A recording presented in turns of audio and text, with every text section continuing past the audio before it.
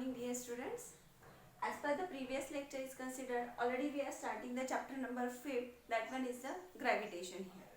In previous lecture we are starting the next point, that one is the variation in g. It means when we study the acceleration due to gravity, that acceleration due to gravity it is different for different region here.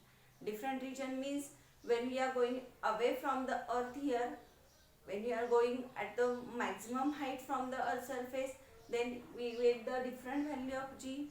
When you are going inside the earth here, it means when you are going in the depth of the earth here, you will get the different acceleration due to gravity.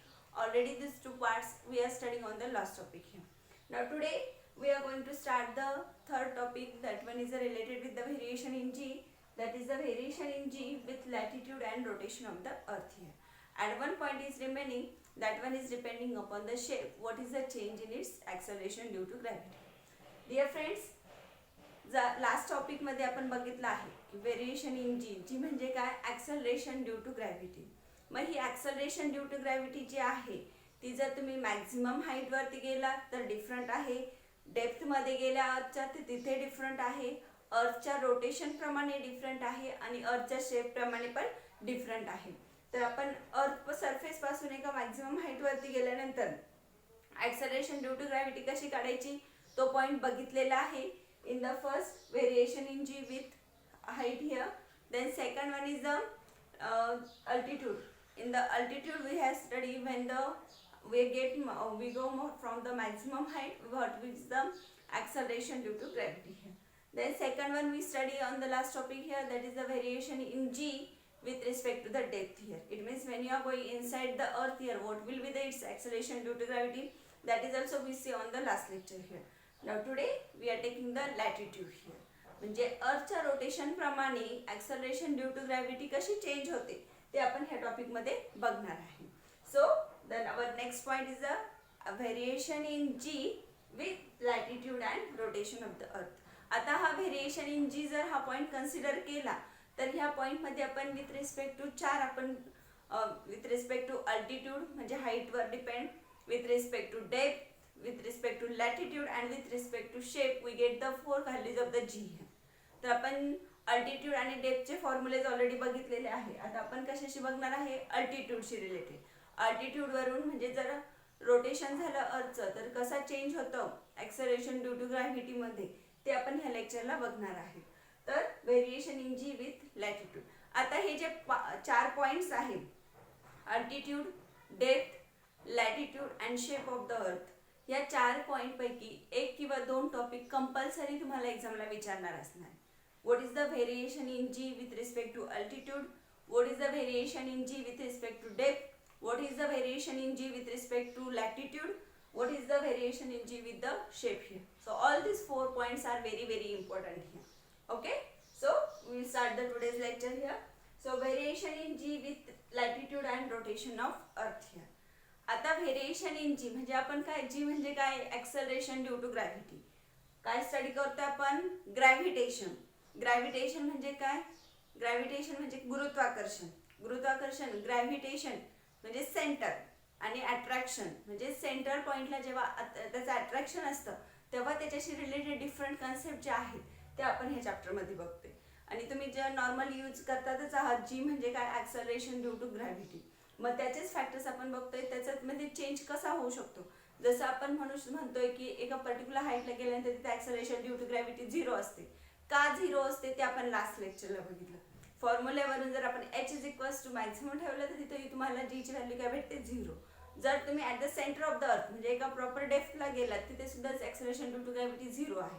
का 0 आहे ते सुद्धा आपण बघितलं. आता third point जो आहे latitude, ह्याच्यामधून आपल्याला काय शिकायला भेटणार आहे की अर्थ जी आहे आपली, अर्थला किती ॲक्सिस आहे, 2 ॲक्सिस. कुठले ॲक्सिस, पोलर ॲक्सिस आणि इक्वेटोरियल ॲक्सिस. मग अर्थ कुठल्या ॲक्सिस भोवती फिरते, पोलर ॲक्सिस भोवती फिरते का इक्वेटोरियल ॲक्सिस भोवती. अर्थ कशी फिरते, अशी फिरते. ओके, म्हणजे अर्थ कशी फिरत असणार आहे, त्याच्या सेंट्रल जो हा ॲक्सिस आहे ह्या ॲक्सिसच्या भोवती काय होते, अर्थ रोटेट होते. अर्थ अशी रोटेट होते का, नाही. मग ह्याच्यातला पोलर ॲक्सिस कोणता आणि इक्वेटोरियल ॲक्सिस कोणता, तर अर्थ ज्या ॲक्सिस भोवती फिरते, अर्थ ज्या ॲक्सिस भोवती फिरते त्या ॲक्सिसला काय म्हणायचं, पोलर ॲक्सिस. आणि दुसरा जो आहे हॉरिझॉन्टल प्लेन त्याला काय म्हणायचं, इक्वेटोरियल ॲक्सिस आहे. मग अर्थ कुठल्या ॲक्सिस भोवती फिरते, it should be rotated on the polar axis here. इक्वेटोरियलला रोटेट होते का, नाही. आपण कसं रोटेट होतंय, असं गोल होतं. आपण असं उलटं होतंय का रोटेट, नाही. So understood the difference, what is the meaning of polar axis and what is the meaning of equatorial axis. Polar axis म्हणजे काय लक्षात आलं, अर्थ जशी रोटेट होते तो जो ॲक्सिस आहे त्याला काय म्हणायचं, पोलर ॲक्सिस. आणि त्याचा जो हॉरिझॉन्टल सरफेस आहे त्याला काय म्हणायचं, इक्वेटोरियल ॲक्सिस आहे. तर आपण बघणार आहोत variation in g with latitude and rotation of the अर्थ.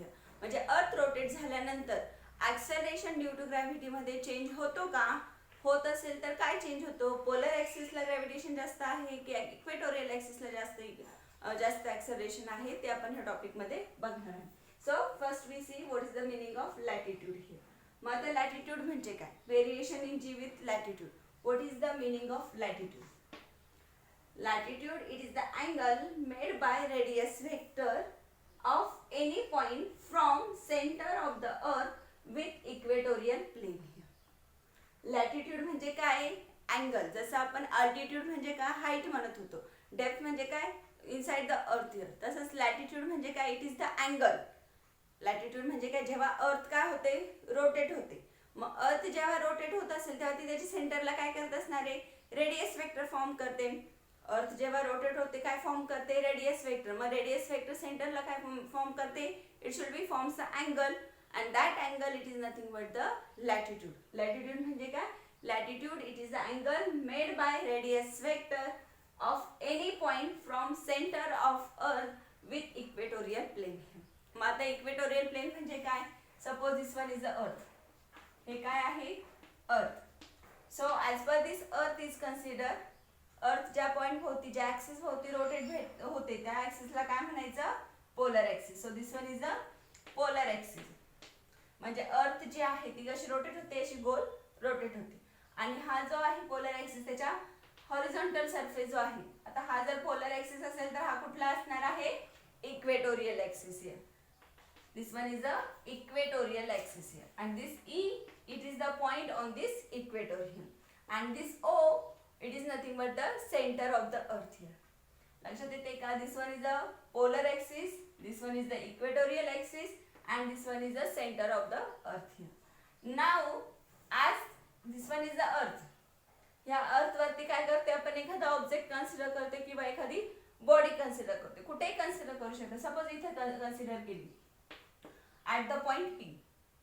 मी जर ह्या पॉइंटला पी पॉइंटला जर इथं एखादी ऑब्जेक्ट कन्सिडर केली किंवा एखादी बॉडी कन्सिडर केलं, जसं आपण अर्थच्या सरफेसवर आहोत तसं तिथे एखादा ऑब्जेक्ट मी कन्सिडर केलं ॲट पॉइंट पी. आणि त्या पॉइंट पी पासून सेंटरला जर मी एखादी लाईन काढली, त्या पॉइंट पी पासून जर सेंटरला एखादी लाईन काढली तर त्याला काय म्हणायचं, radius vector. Why it is called as radius vector, because this line it is nothing but the radius of this sphere here, radius of this earth here. He G line आहे ती ह्या स्फिअरची काय आहे, रेडियस. म्हणून जो तुम्ही इथे line draw केलेली आहे त्याला काय म्हणायचं, radius vector. So latitude it is the angle made by radius vector. मग आता ही जी रेडियस वेक्टर आहे ती ह्या सेंटर ऑफ अर्थला इक्वेटोरियल प्लेन मध्ये जे अँगल फॉर्म करते त्या अँगलला काय म्हणायचं, latitude. So latitude it is the angle made by radius vector of any point from centre of earth with equatorial plane. मग हा इक्वेटोरियल प्लेन आहे, इक्वेटोरियल प्लेनला एखादा पॉइंट कन्सिडर केला, त्याचा रेडियस वेक्टर ड्रॉ केला तर तो त्या प्लेनला जो अँगल फॉर्म करतो त्याला काय म्हणायचं, लॅटिट्यूड. सपोज मी जर इथं पॉइंट कन्सिडर केला, हा पॉइंट बी. मग ह्या पॉइंट बी पासून जर मी इथं अशी लाईन ड्रॉ केली तर हा काय झाला, रेडियस वेक्टर. आणि हा रेडियस वेक्टर जो इथं अँगल फॉर्म केलेला आहे तो सुद्धा काय आहे, लॅटिट्यूड. आले लक्षात, लॅटिट्यूड म्हणजे काय, latitude it is the angle made by the radius vector to the equatorial plane. मग आता हा पॉइंट जसा व्हॅरी होतोय, पॉइंट कुठून कुठे व्हॅरी होते, this one is the equatorial plane, this one is the polar plane here किंवा polar axis, equatorial axis. मग इक्वेटोरियल पासून इथपर्यंत जायला किती अँगल फॉर्म होतो, this one is the 0 degree, 0 degree to 90 degree. परत तुम्ही हा जर कन्सिडर केला, this one is the 90 degree to 180 degree. म्हणजे इथे कितीचा डिफरन्स आला, 90चा. परत इथपर्यंत 90, परत इथून इथपर्यंत 90 डिग्रीचा. म्हणजेच दिस angle theta it will be vary from 0 degree to 90 degree. म्हणजे इक्वेटोरियल प्लेन आणि पोलर प्लेन यांच्यामध्ये किती अँगलचा डिफरन्स आहे 90 डिग्रीचा difference. So this one is the equatorial plane in which the latitude will be changes from 0 degree to 90 degree. आले लक्षात. म्हणजे थीटा कुठून कुठपर्यंत चेंज होणार आहे 0 डिग्री टू 90 डिग्री. आता आपण ही स्टडी का करतोय आहे तर आपल्याला बघायचं आहे की पोलर ऍक्सिस आणि इक्वेटोरियल ऍक्सिस म्हणजे पोलर प्लेन आणि इक्वेटोरियल प्लेनला same acceleration due to gravity आहे का, नसेल तर त्यांच्यामध्ये किती डिफरन्स आहे तो आपण ह्या पॉइंट मध्ये फाइंड आउट करू. आपण म्हणतोय की अर्थच्या सगळीकडे काय acceleration due to gravity same आहे, पण तुम्ही जर अर्थचा सेंटरचा म्हणजे पोलर ऍक्सिस कन्सिडर केला तर तिथे ऍक्सेलरेशन ड्यू टू ग्रॅव्हिटी ही इक्वेटोरियल प्लेन पेक्षा जास्त आहे थोड्या प्रमाणात. मग ती कितीने जास्त आहे, का बरं जास्त आहे, तर आपण हे ह्या पॉइंट मध्ये स्टडी करतो. ओके. सो आलं लक्षात तुमच्या लॅटिट्यूडचा meaning. Latitude it is the radius angle made by the radius vector to the equatorial plane. ठीक आहे. मग आता हा जो पॉइंट पी कन्सिडर केलेला आहे अर्थ सरफेसवर आपण एक पॉइंट पी कन्सिडर केलेला आहे आणि त्या पी पॉइंट पासून रेडियस वेक्टर काढलेला आहे इक्वेटोरियल प्लेनला, तो अँगल आहे थीटा. आता हा पी जो आहे हा पॉइंट पी काय होतंय अर्थच्या सरफेसवर कसा होतोय असं रोटेट होतोय. हा काय झालं हे सर्कल इथे मी डॉटेड लाईनने दाखवलेला आहे. हे सर्कल कुठलं आहे इक्वेटोरियल प्लेनवरचं. आता हा पॉइंट पी जो आहे तो असा होतो का की असं रोटेट होताना तो एकदम सेंटरला जातो मग रोटेट होतो नाही. त्याचं पण काय आहे एक रोटेशनल सर्कल आहे. मध्ये कसं आहे it will be like this. It will be like this. So this is the dotted circle. It is for the rotation of the point P. When the Earth is moving along the polar axis, this point P also moving along the P axis. So this one is the circle for the point P here. So let the latitude of P be theta and small r. आता ही जी आहे ही जी झालेली आहे ती काय आहे small r. Sorry, this one is the capital R. Radius of the अर्थ. इथून सेंटर पासून तर ह्या पॉइंट पर्यंत डिस्टन्स काय आहे कॅपिटल आर. ही काय झाली रेडियस ऑफ द अर्थ. म्हणजे आपण इक्वेटोरियल प्लेन पासून जेव्हा पॉइंट पी चं लॅटिट्यूड फाइंड आउट करतो तेव्हा इथं रेडियस आहे कॅपिटल आर. आणि जेव्हा तुम्ही पॉइंट पी चं ओन सर्कल ड्रॉ करता, ओन त्याची मोशन ड्रॉ करता डॉटेड सर्कलनी, तेव्हा जी ही लाईन आहे कारण इथे पण सर्कल फॉर्म झालेला आहे त्याला पण रेडियस आहे, मग ती रेडियस किती आहे स्मॉल आर.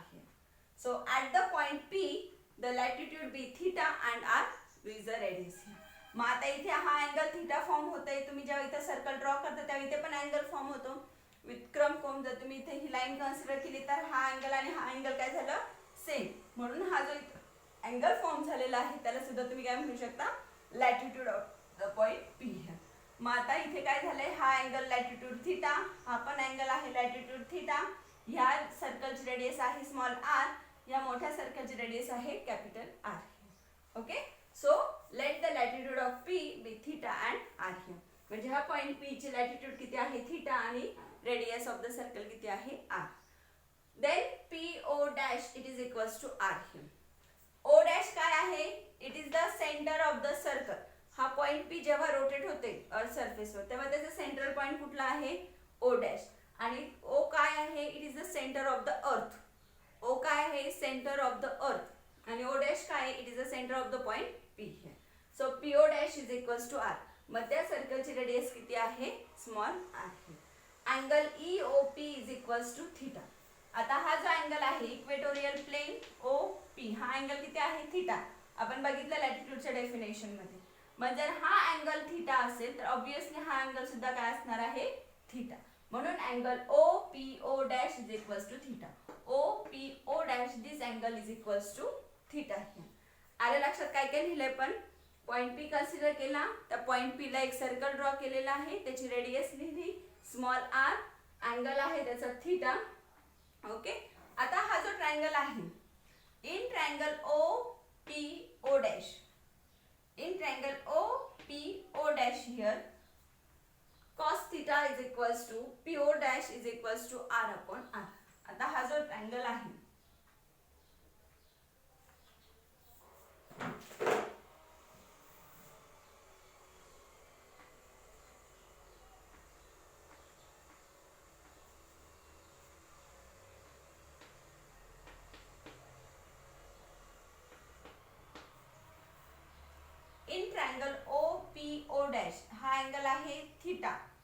अँगल आहे 90 डिग्री, कारण इथे काय झालेलं आहे, एक ट्रायंगल फॉर्म झालेला आहे.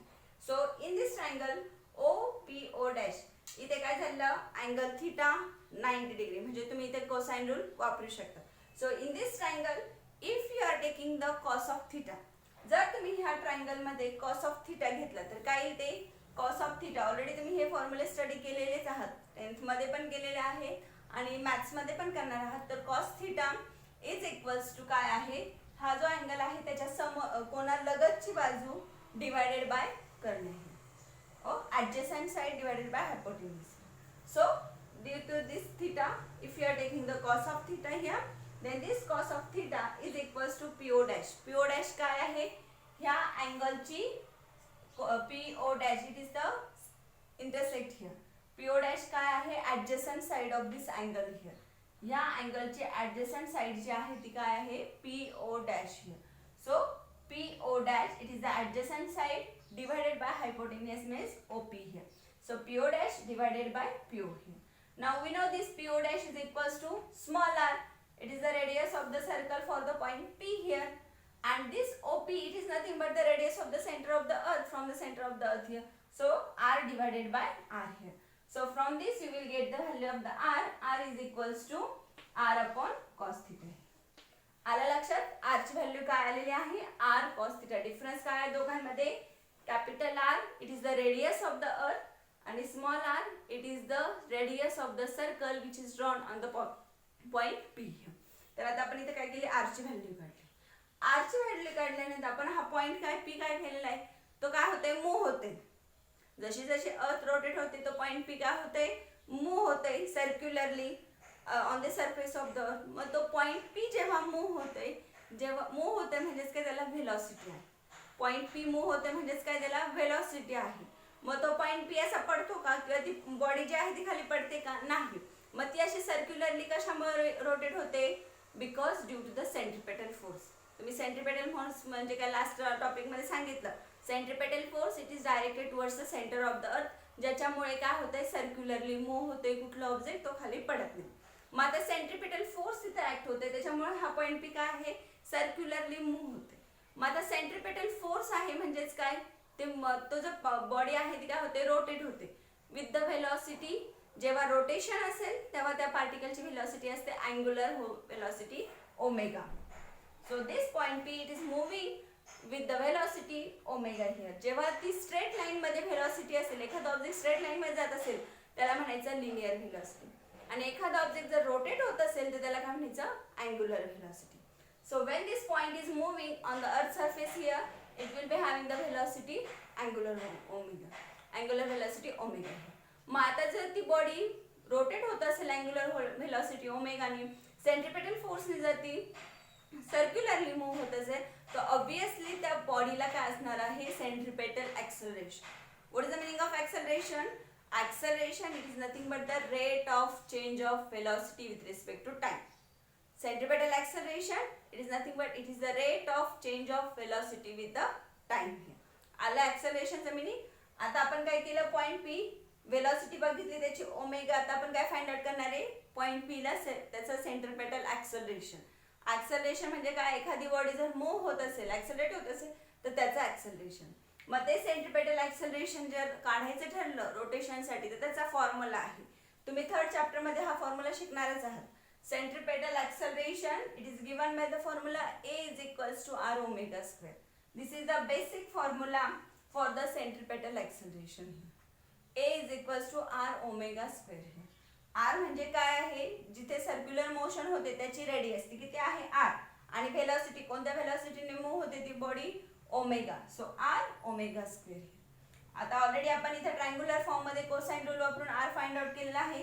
किती आहे तो r, small r is equals to r cos theta here. So in this acceleration we are substituting instead of this r cos theta. So r cos theta omega square, or you can write it as a r omega square cos theta. So this is the centripetal acceleration for the point P when it is having the circular motion. लक्षात येते का notification, omega point हा rotational motion मध्ये आहे म्हणून त्याची velocity आहे angular velocity omega, capital R radius of the अर्थ here, cosine theta, theta it is the latitude म्हणजे angle made from the radius vector at the horizontal plane here. Okay, so here up to here we are finding the angular acceleration here. And after this angular acceleration we have to find out the acceleration due to gravity. आता हा point P जो consider केला आहे इथली acceleration due to gravity आणि normally earth surface वरची gravity acceleration due to gravity he same आहे का हे आपल्याला बघायचं. आता हे acceleration का फाइंड आउट केलं आपण? Why we are finding this acceleration? Because we have to find out the acceleration due to gravity. G find out करण्यासाठी आपण हे acceleration काय केलेलं आहे फाइंड आउट केलेलं आहे. So in next we are finding radial component here. आता ही बॉडी जी आहे पॉइंट पी जेव्हा सर्क्युलर मोशन मध्ये मूव्ह होते, सर्क्युलर मोशन मध्ये जेव्हा मूव्ह होते we are drawing one perpendicular. आपण त्या पोलर ऍक्सिस वर काय केलेला आहे हा परपेंडिक्युलर ड्रॉ केलेला आहे. तर तुम्ही जेव्हा हा परपेंडिक्युलर ड्रॉ करता it will be having the two components. एखाद्या पॉइंटचे जेव्हा परपेंडिक्युलर ड्रॉ करता it will be having the two component. कुठले दोन कंपोनेंट? एक आहे रेडियल कंपोनेंट आणि दुसरा आहे एक टँजेन्शियल कंपोनेंट. हे रेडियल कंपोनेंट आणि दुसरा आहे टँजेन्शियल कंपोनेंट. एक आहे व्हर्टिकल कंपोनेंट आणि एक आहे हॉरिझॉन्टल कंपोनेंट. तर व्हर्टिकल कंपोनेंट म्हणजे काय? व्हर्टिकल म्हणजे ही आहे व्हर्टिकल डायरेक्शन आणि ही कुठली आहे हॉरिझॉन्टल कंपोनेंट. तर याचा हॉरिझॉन्टल कंपोनेंट काय होतं it will be cancel to each other. पण हा जो हॉरिझॉन्टल व्हर्टिकल कंपोनेंट आहे it will be remain as it is here. मग त्या व्हर्टिकल कंपोनेंटलाच काय म्हणतात तर radial component here. And it is denoted by the AR. AR means what? It is the radial component of the acceleration. कुठलेही perpendicular draw केले त्याला दोन कंपोनेंट असतात. एक असतो रेडियल कंपोनेंट, एक असतो टँजेन्शियल कंपोनेंट. रेडियल कंपोनेंट म्हणजे कुठलं? व्हर्टिकल कंपोनेंट आणि टँजेन्शियल कंपोनेंट म्हणजे कुठला? Horizontal component. तर here we are finding the radial component here. So radial component AR is equals to A cos theta here. Radial component is equals to A cos theta here. So this component it is called as a radial component A cos theta here. So AR is equals to A cos theta here. So AR आपल्याला माहिती आहे acceleration किती आहे? Acceleration आपण इथे find out केलेला आहे R omega square cos theta here. So substituting here R omega square cos theta, this cos theta will be remain as it is here. So it becomes R omega square cos square theta. So this is the radial component of this point P here. AR is equals to R omega square cos theta here. Now we have to find out the acceleration due to gravity here. So in order to find out the acceleration due to gravity we are considering the G dash. G dash it is nothing but the effective acceleration due to gravity at point P, that is at point theta here. आपल्याला काय find out करायचं? Acceleration in g with latitude here. मग आता इथे जर आपण अर्थ सरफेसवर कन्सिडर केलं तर ते ॲक्सलरेशन ड्यू टू ग्रॅव्हिटी काय आहे? जी. ओके, सगळीकडे जे आहे आपण काय म्हणतो mg it is the gravitational force here. mg it is the acceleration due to gravity. पण आपल्याला काय करायचं आहे? पॉइंट P वरती जी डॅश काढायचं आहे. पॉइंट P वरती जी ॲक्सलरेशन ड्यू टू ग्रॅव्हिटी आहे त्याला म्हणायचं जी डॅश. पॉइंट P वरती जी ॲक्सलरेशन ड्यू टू ग्रॅव्हिटी आहे त्याला काय म्हणायचं? जी डॅश. आणि आपल्याला ती फाइंड आउट करायची. म्हणजेच आपल्याला काय फाइंड आउट करायचं आहे? Effective acceleration due to gravity on the point P here. मग ती कशी फाइंड आउट करणार? जर आपण सगळीकडे टोटल जे ॲक्सलरेशन ड्यू टू ग्रॅव्हिटी आहे mg त्याच्यामधून जर आपण ती रेडियल कंपोनेंटचा ॲक्सलरेशन पार्ट मायनस केला then you will get the acceleration due to gravity at point P dash. मग आता पॉइंट P वर ॲक्सलरेशन ड्यू टू ग्रॅव्हिटी किती असणार आहे? mg dash. So we are writing here the mg dash here.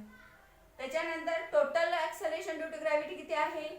mg minus आणि radial component मुळे किती find out झालेले आहे ॲक्सलरेशन ते किती आहे? m r omega square cos square theta. प्रत्येकाला m आहे कारण तुम्ही acceleration due to gravity. So effective force of gravitational attraction on m at point P.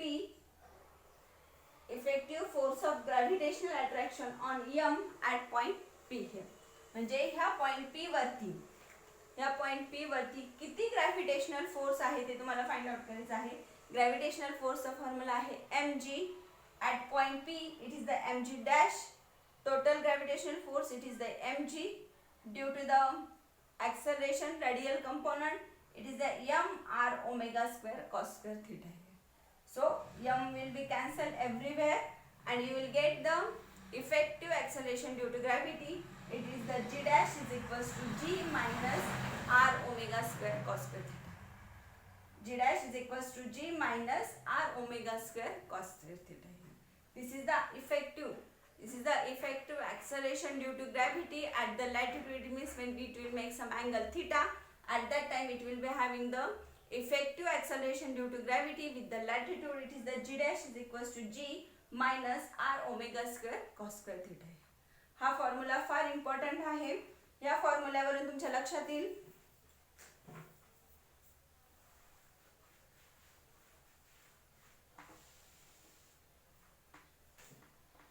g dash is equals to g minus r omega square cos square theta.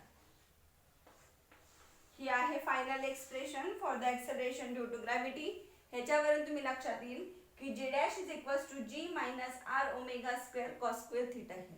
म्हणजे g dash काय आहे? Acceleration due to gravity at point P. g काय आहे? Total gravitation acceleration due to gravity r omega square cos square theta. It is a radial component here. म्हणजेच ह्याचा अर्थ काय होते की जर तुमची ही cos theta ची व्हॅल्यू, अर्थ काय आहे? Radius of the earth, it will be constant here. Omega काय आहे? Angular velocity. म्हणजेच तुमचा हा जो g डॅश आहे acceleration due to gravity on the point P, it should be totally depends upon the angle theta. Theta म्हणजेच काय आहे? लॅटिट्यूड. मग जर तुमचा थीटा जास्त असेल, if you are having the angle theta is maximum, then at that time this g dash, if the g dash will be increasing as you move away from the equatorial. म्हणजे theta जर तुमचा जास्त असेल तर तुमचं ही g dash काय असणार आहे? जास्त असणार. मग थीटा डॅश कसा जास्त असणार आहे? जेव्हा तुम्ही ह्या इक्वेटोरियल प्लेन पेक्षा मॅक्झिमम डिस्टन्सवर असेल.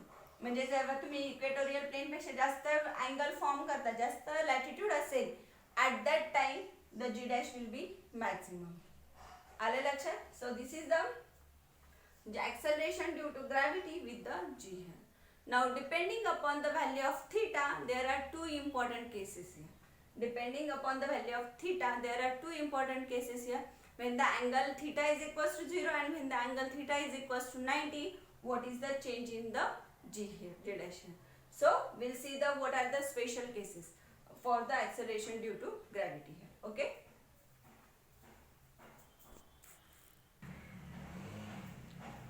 There are two important cases depending upon the equator and the pole here. What we get the relation for the acceleration due to gravity at point P, g dash is equals to g minus r omega square cos square theta. म्हणजे इक्वेटरवर त्याचे किती acceleration due to gravity आहे आणि पोलवर किती आहे हे कशावरून तुम्हाला कळणार आहे? Angle theta.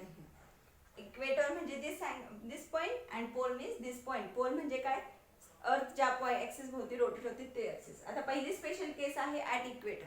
आपण काय फाइंड आउट करतोय? इक्वेटरला ॲक्सेलरेशन ड्यू टू ग्रॅव्हिटी किती असणार आहे? मग ॲट इक्वेटर थीटा किती असणार आहे? 0. इथं इक्वेटरला थीटा किती आहे? 0. So at equator theta is equals to 0 here. आता कॉस थीटा, थीटा किती आहे? 0. म्हणजे कॉस 0 ची व्हॅल्यू किती आहे? 1. ऑलरेडी तुम्ही 10th स्टँडर्ड मध्ये हा चार्ट पाठ केलेलाच असेल. Sine cos sec cosec tan sec सगळ्यांच्या व्हॅल्यू फ्रॉम 0 to 90 डिग्री तुम्हाला पाठ पाहिजे. तर कॉस 0 ची व्हॅल्यू किती आहे? 1 आणि कॉस 90 किती आहे? 0. तर आता इथे अँगल किती आहे? 0. म्हणजे cos theta is equals to 1 म्हणजे कॉस 0 इज इक्वल्स टू 1. मग आता कॉस थीटाची व्हॅल्यू जर तुम्ही 1 ह्या एक्सप्रेशन मध्ये सबस्टिट्यूट केली तर what you get here? g dash is equals to g minus cos square theta is equals to 1, so you get the g minus r omega square. G dash is equals to g minus r omega square. R is what? Radius of the earth.